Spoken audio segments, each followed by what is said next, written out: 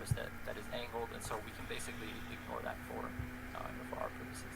All right, so the force of gravity, the force pulling downward or pushing downward on the block is, what is it? So the block, we said, is 60 kilograms. So F equals ma.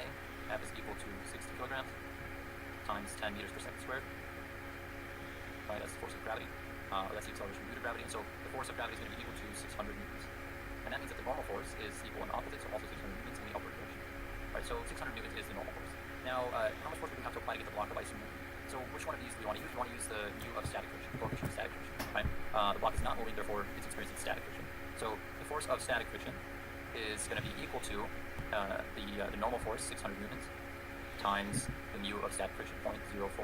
All right, and I'm going to figure out the decimal point later, but we're going to end up with 24, right? And because when we look at the answer choices, we don't really need the decimal point, so the correct answer is 24 newtons. And without knowing the decimal point, I can figure out the answer. So, and just to double check, the decimal point moved 1, 2, 1, 2. So, yeah, these cancel each other out, so the correct answer is 24 newtons. So the correct answer for the first one is B.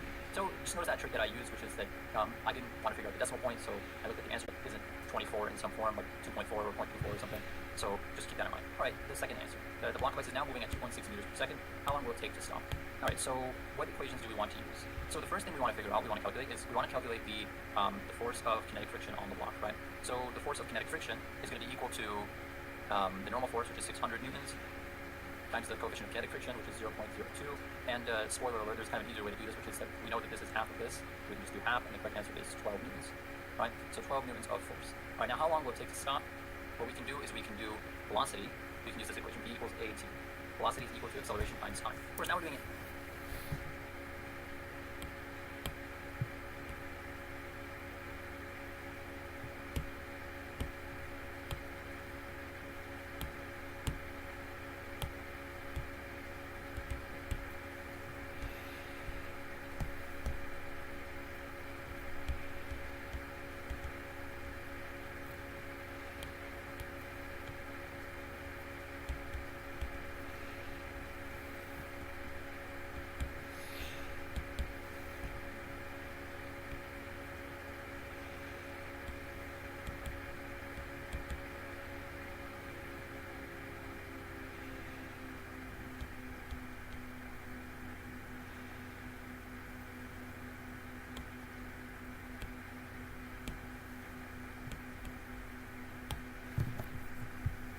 In the reverse direction, but we could kind of imagine it as though the block were accelerating backwards, right? Technically it's decelerating, but I don't like dealing with negatives, so I always kind of just ignore the negatives. And so velocity is 2.6 meters per second. It's going to be equal to the F. The F is 12 newtons. F equals ma. 12 newtons is equal to mass, which is 60 kilograms, times A. So in this case, 12 divided by 60. What's 12 divided by 60? That's 1/5. Right? Because 12 times 5 is 60. So 1/5, that's 0.2. So the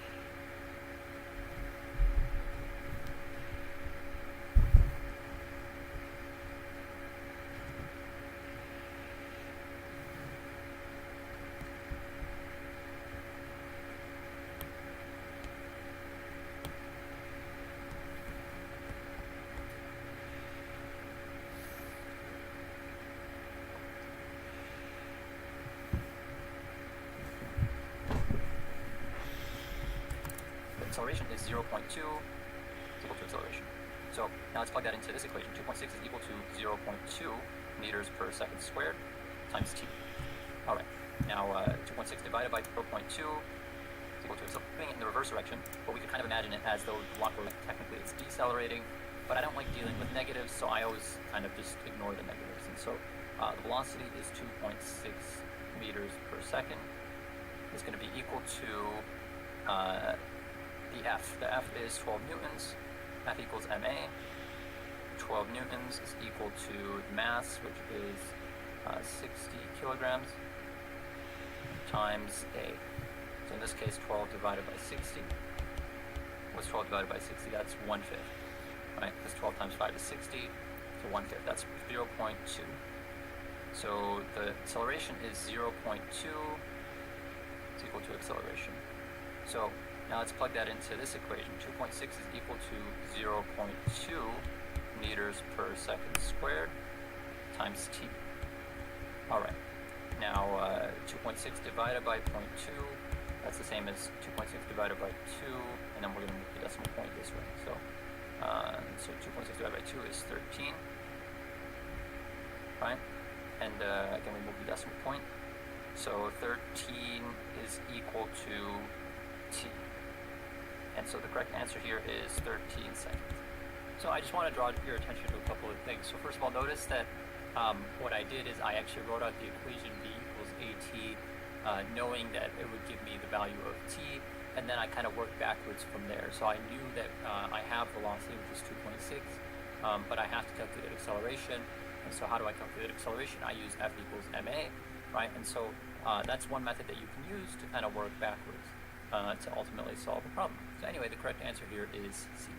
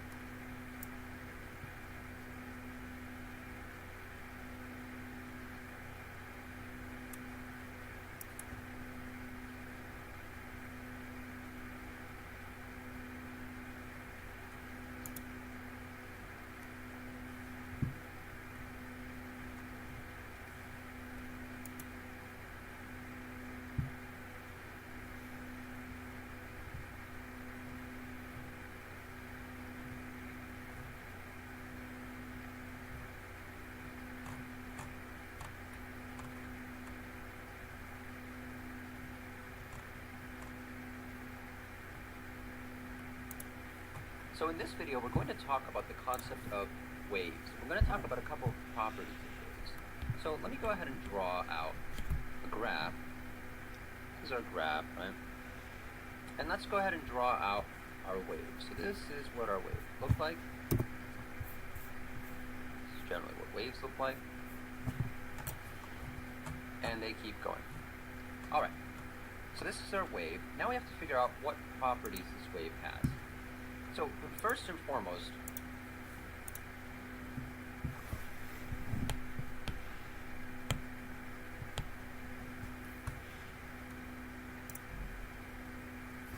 in this lecture we're going to talk about energy. Now energy is a concept that's in a lot of respects very similar to work. So they actually use the same units. They both use the units of joules. So energy is the ability to do work. And we said that work is a force applied over a given distance. And so in a lot of respects, work is the movement of things. And so energy is the ability to move things, the ability to apply those forces over certain distances.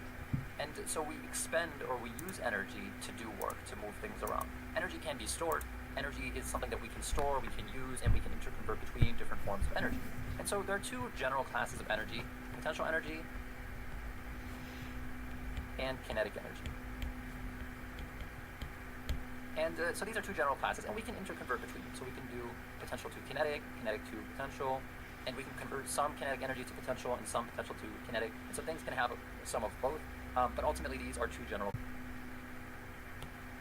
And it's the idea that energy can neither be created nor destroyed, it can only be converted from one form to another. So we can only, for example, convert potential energy to kinetic or kinetic to potential, but we can never just create energy out of thin air or, for example, destroy energy, so turn kinetic energy into nothing. We can't like dissipate energy. That's not really how energy works. Now, as I said though, energy can be converted into different forms, and there are different forms of potential and kinetic energy. So let me give you some examples of potential energy that we'll talk about today. So one that we want to talk about is gravitational potential energy. That is to say, if something is high up, then it has the ability to fall.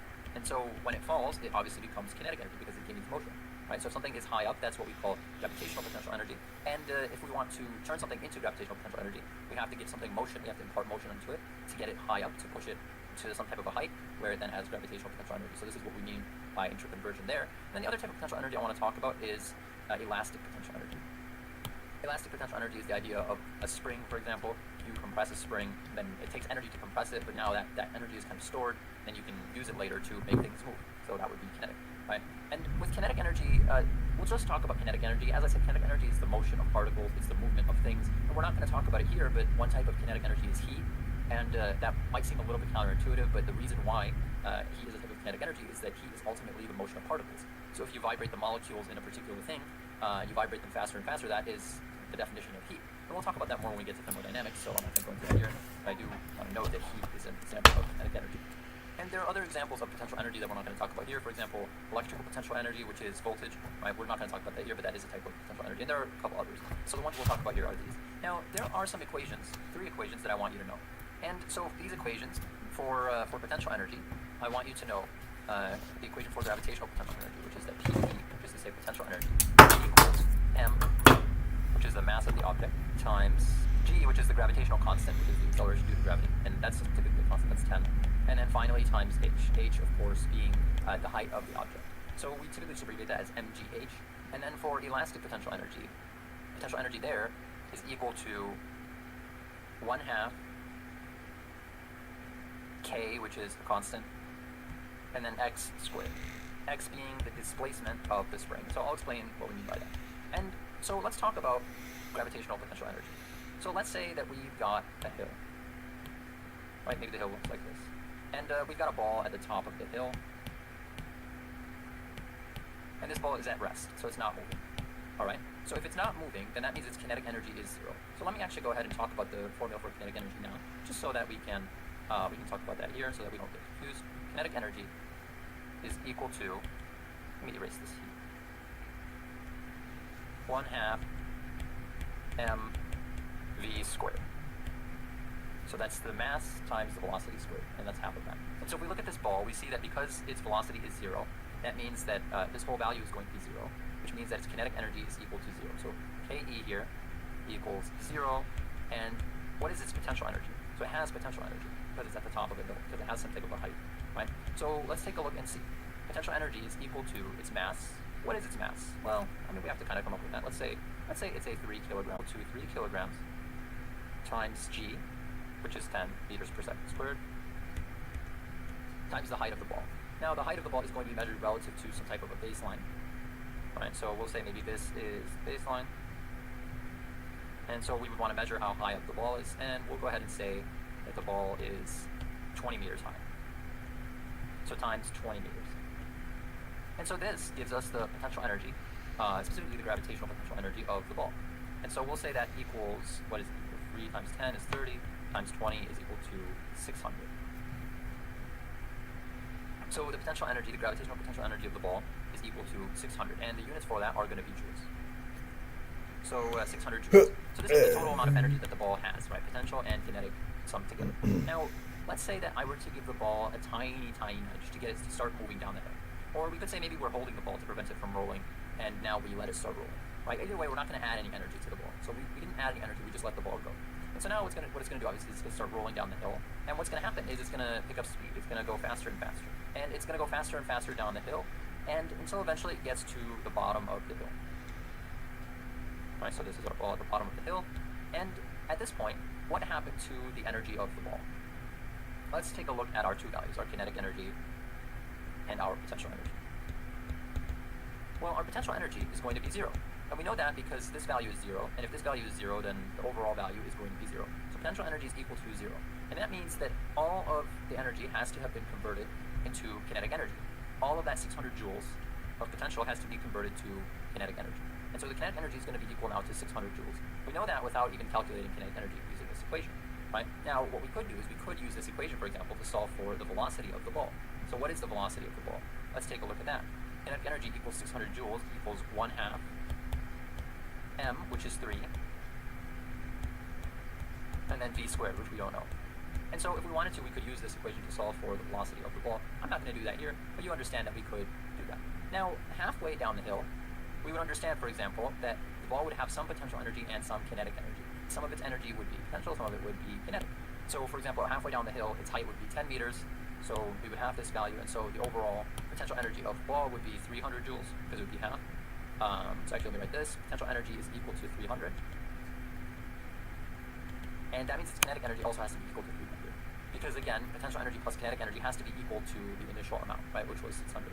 And so we didn't create nor did we destroy any energy. Right? We just changed its form from potential to kinetic. And so this is concept of conservation of energy. Now this is a very, very powerful concept that we can use in lots of different contexts to really calculate what's going on. And especially on the MCAT, you can use this method in a lot of respects as a shortcut to kind of figure out how much energy is being transformed or transferred from one thing to another. And in the practice problems, we'll kind of see how that works. But we'll see that this is a very powerful tool for solving problems on the MCAT and just in general. Finally, I want to talk briefly about friction and air resistance. Obviously, we talked last time about friction, about how friction slows things down in the real world. Right? This is, of course, ideal. The ideal scenario would be that all the potential energy gets converted into kinetic energy of the ball, so the ball is rolling, the ball is moving. But we know in practice, of course, that not all of that is going to get converted, that some of it is going to get lost due to friction and air resistance. And so the ball, maybe the ball is going to actually end up with, like, we'll say 500 joules of kinetic energy, right? Its velocity is not going to be quite that high, and the transfer is not going to be absolutely perfect. And if it's kinetic energy, if we were able to calculate its kinetic energy as 500 joules, that means, of course, conservation of energy still applies. Ultimately, all of that energy has to go somewhere. We didn't destroy the energy. So what happened to that 100 joules of energy that seemed to have disappeared?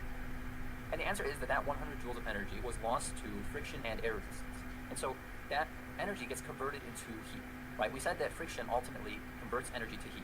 So for example, the brakes of a car, when a car stops, all of that kinetic energy of the car that was moving gets converted into heat because of the brakes. The brakes use friction to convert that kinetic energy into heat. So brakes actually get quite hot. And actually, when I used to drive a very old car, the brakes were kind of failing on me. And one time I got out of the car and I noticed that the brakes were actually smoking, which is not very good, obviously. But what was happening there, of course, was that the energy was getting converted into heat, and so that's a problem. But overall, that energy in the form of friction and air resistance, right, with the ball, for example, or with anything that's really moving, is going to get converted into heat. And of course, heat is a type of kinetic energy, we said, right? We said that heat is a special type of kinetic energy. The energy is not lost, it's just converted into a form which we call heat, which is pretty hard for us to use, but it's not energy that has disappeared. The energy is still in existence. It's still in the universe somewhere. And just keep that in mind. And finally, I do briefly have to mention the concept of elastic potential energy. So elastic potential energy, and we said the equation is k1/2 kx squared.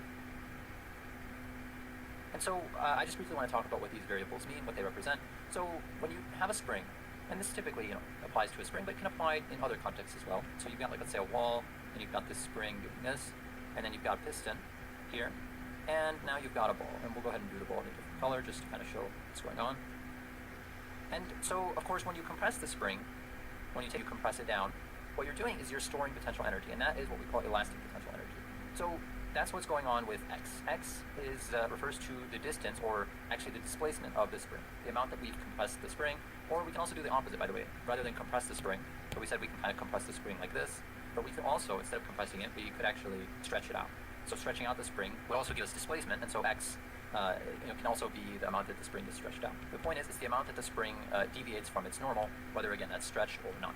And so then, with this equation, k is a constant. K is what we call the spring constant, and the spring constant is a given for any given spring. Right? So if you wanted to change the spring constant, you'd have to either change the material the spring is made out of, or you would have to kind of wind the spring a little differently. Right? So for example, a spring that looks like this is going to have a slightly different spring constant than a spring that looks like this. And so the spring constant changes based on that. And again, it's a constant for a given spring. Right? And so from this equation, you can calculate potential energy of, say, the compression of a spring, and then, like, let's say we were to let it go, and then the ball were to go flying. So now the ball is going to gain some type of velocity, and all of that elastic potential energy is going to get converted into kinetic energy toward the ball. So in this case, we actually transferred potential energy that was stored in the spring to kinetic energy in the form of the velocity of the ball. All right, and so potential energy, again, elastic potential energy is fairly straightforward. I think just understanding the equation is all we really have to do to be able to get that right. And so that's all we want to talk about here for elastic potential energy. And in general, that's all we want to talk about for energy for potential and kinetic energy for the MCAT.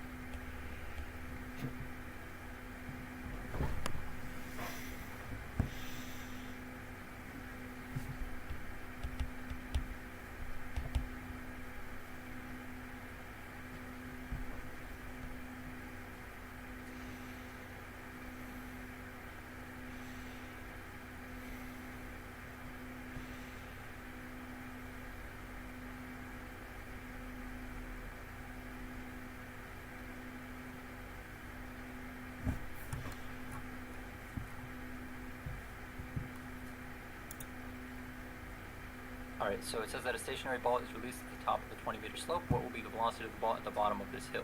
So in this case, we will use conservation of energy, and we understand that the potential energy at the top is going to be equal to kinetic energy at the bottom, right? All the potential energy is going to get converted into kinetic energy.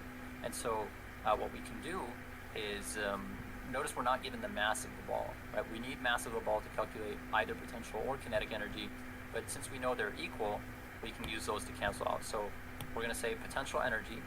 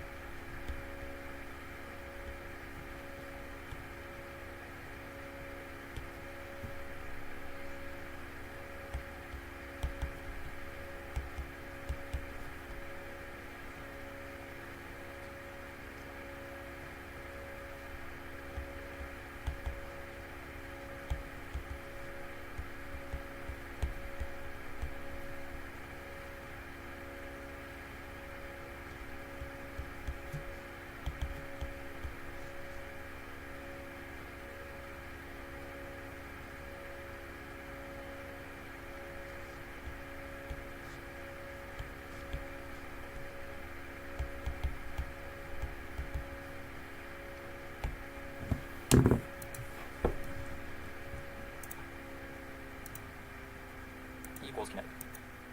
Right, so let's go ahead and write out the two equations for that. And erase energy just because you understand potential equals kinetic. Right, so let's go ahead and write out the equation. So mgh is equal to 1/2 mv squared. Because remember, all of this gets converted into this. Right, now notice what we can eliminate, what variable we can eliminate. We can eliminate m on both sides, so let's go ahead and erase m. So now what we got is gh is equal to 1/2 v squared. Right, and we know that g is 10, so let's go ahead and write out the variable, because now we've only got one unknown variable, which is velocity, which is what we want, right? Alright, so 10 times the height, which is 20 meters, and let me actually write out the units for this one too. So 10 meters per second squared is equal to 1/2 v squared. Alright, 10 times 20 is 200, divided by 1/2, so let me shoot that, it's 1/2 v squared, and divide both sides by half. If you divide something by half, that's the same as multiplying it by 2, right? And so, sorry, let me go back here, 400 equals v squared, square root of both sides. What's the square root of 400? If you're not sure, if you don't remember, or you need a second to figure it out, you can do the answer choices and try and square the answer choices. So 5 squared, we know is 25, 10 squared, we know is 100, 20 squared is 400, so the correct answer is C, right? Square root of 400 is 20 meters per second. Alright, so the correct answer here is C. So notice what we had to do there, where we couldn't just calculate potential energy on one side and then use that to figure out kinetic, because given the mass of the ball, so we need to cancel all units first. So in this case, what we had to do is we had to set equations equal to each other and then use that to calculate the answer. So anyway, the correct answer here is, I hope that wasn't a very difficult problem. I think it was fairly straightforward once you figure out how to set the equation.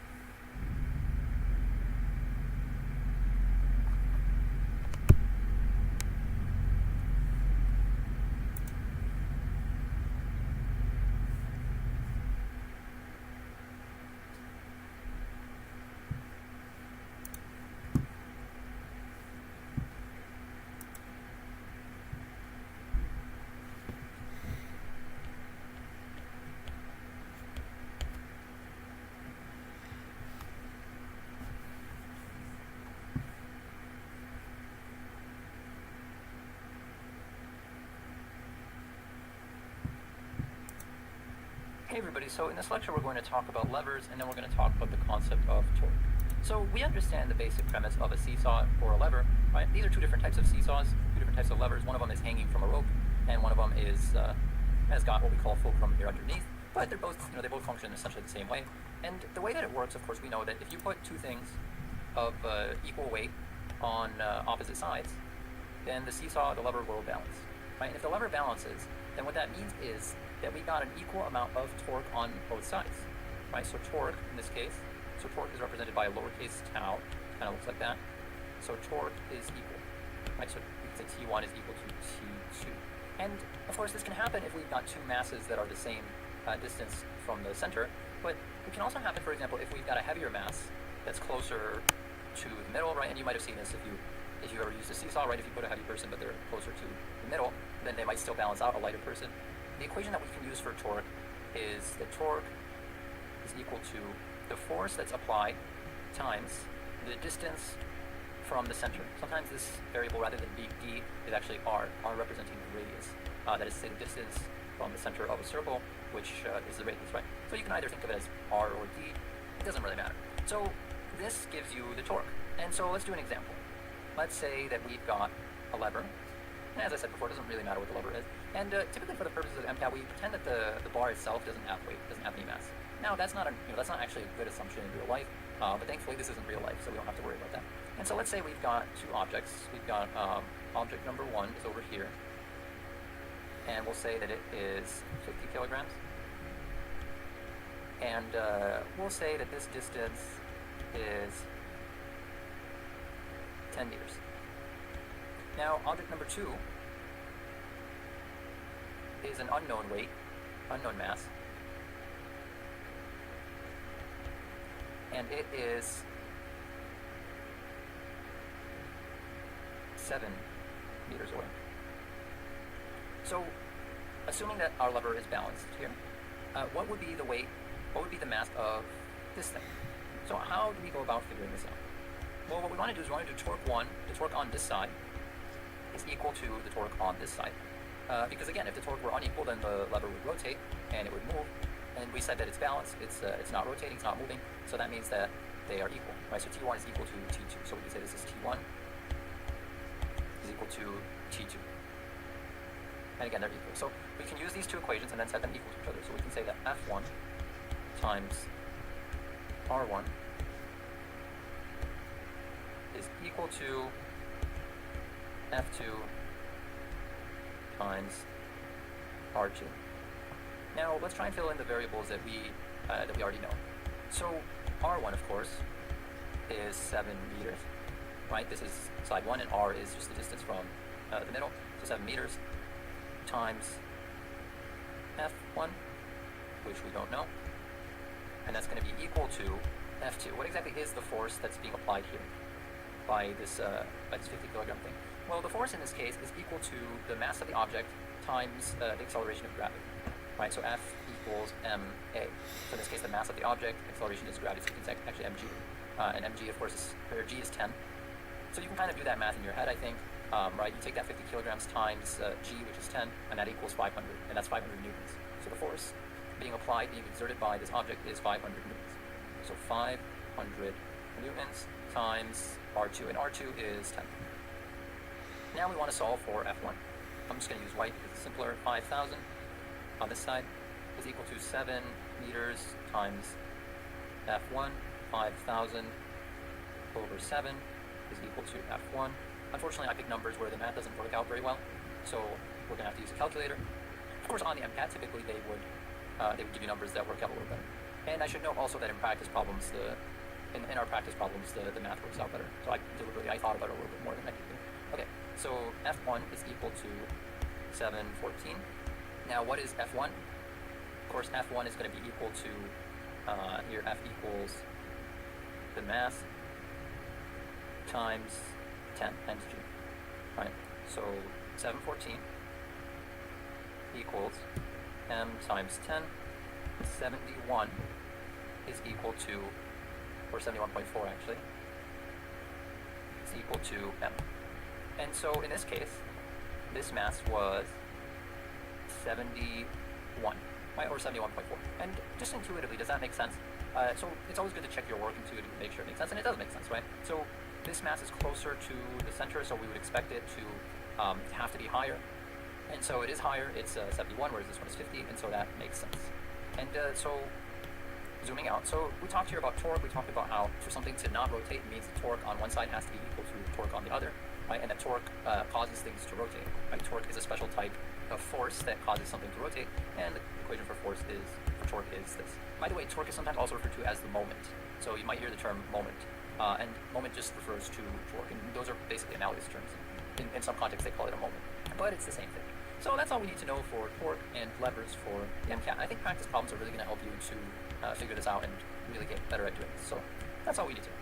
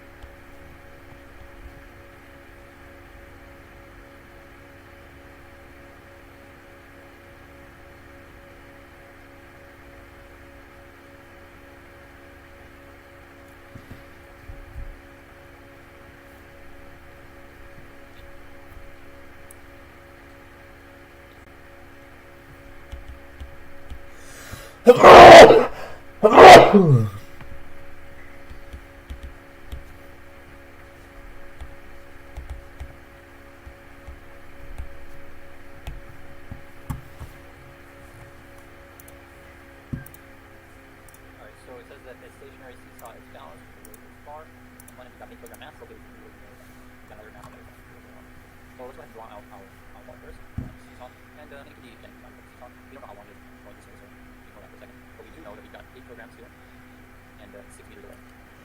So the first thing we want to do is we want to calculate the force that's being applied. Applied 6 meters away. So we want to calculate the torque. So the torque on this side is 80 times 6 meters. Torque 80 times 6, and it's 480.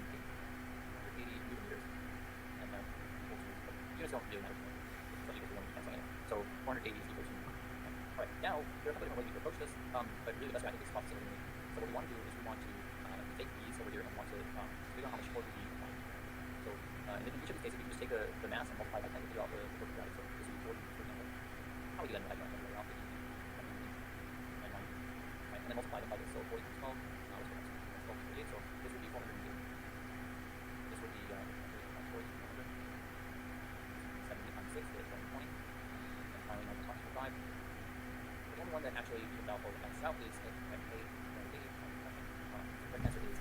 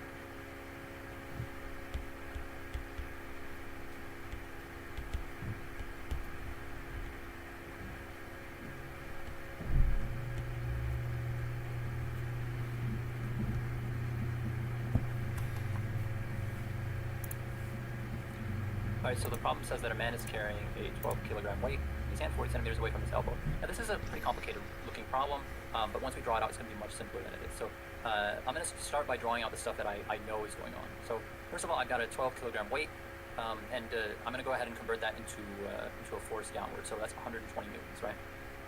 120 newtons, and that's going to be a force downward. And it's going to be applied at, okay, so that's our force. Let me go ahead and switch colors so that I can draw this out in a different thing. This is going to be the arm, the forearm, right? And this distance is going to be 40 centimeters. Alright, now let's go ahead and draw something new. We'll go ahead and draw the biceps tendon. So the biceps tendon is going to insert 3 centimeters away from the elbow, which is over here. Right, so in this case, this is 3 centimeters. Alright, now this is a different kind of lever because all the forces are being applied on one side of the fulcrum. Right, the fulcrum is, let's switch colors again. I can show you where the fulcrum is. The fulcrum is over here. Right, the fulcrum is at the elbow. And there's no bone on the opposite side of the fulcrum. So all the forces are applied on one side of the fulcrum. So there's a downward force being applied here by the weight, and then there's an upward force being applied by the biceps over here. Right? So I think now that I've explained it that way, it's fairly straightforward. Right? There has to be a downward force here, and then there has to be an upward force that is balancing out the downward force. Right? So let's go ahead and write that out. I think now that I've explained it that way, you should be able to solve it. Right? So how would we set these equal to each other? What we want to do is we want to do 120 newtons times the 40 centimeters.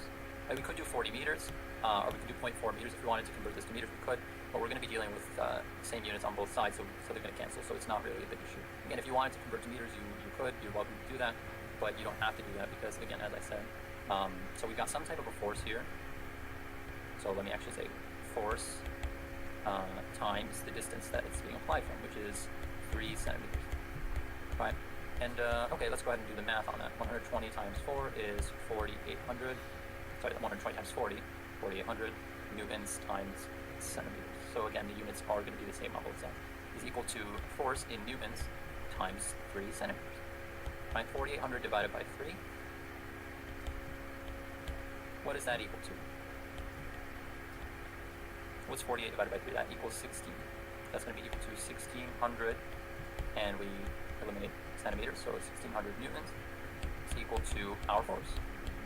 So the correct answer here is that the biceps is going to exert a force of 1,600 newtons upward, right, when the arm is stationary, to balance out the 120 newtons that's being exerted downward much further out. So one thing you always want to do in this case is make sure that the answer is intuitive, the answer makes sense based on what you know. When you're exerting a force closer to the fulcrum, the force has to be much higher than the force that's being exerted further from the fulcrum. So that makes sense here. We're exerting a much higher force close to the fulcrum, which is 1,600 newtons, whereas further out, we're only exerting a force of 120 newtons. And that makes sense, right? Just intuitively, that makes sense. And so, yeah, it makes sense. So the correct answer here is going to be C, 1,600.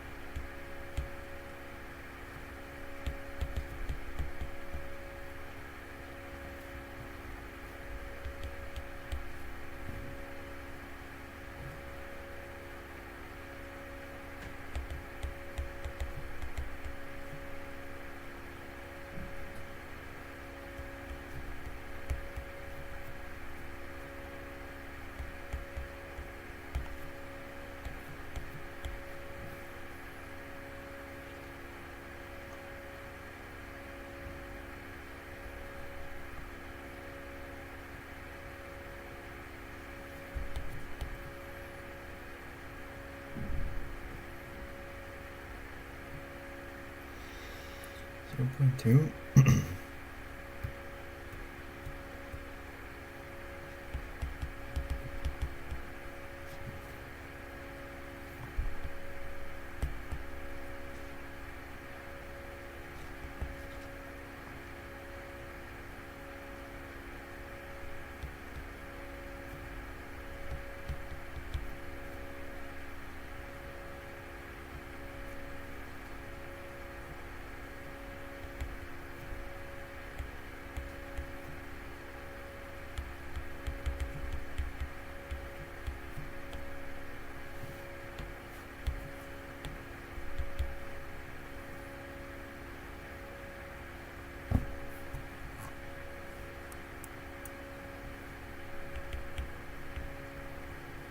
And that's like not even close.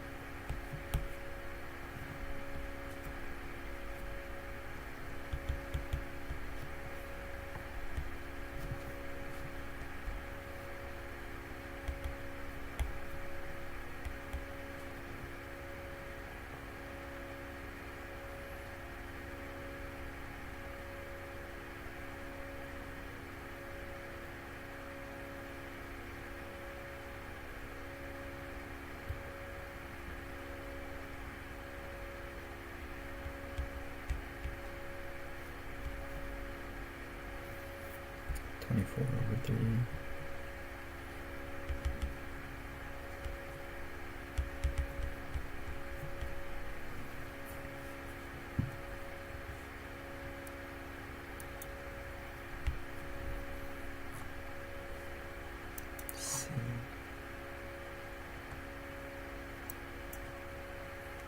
I kept it in. Look at our units. Look at our units.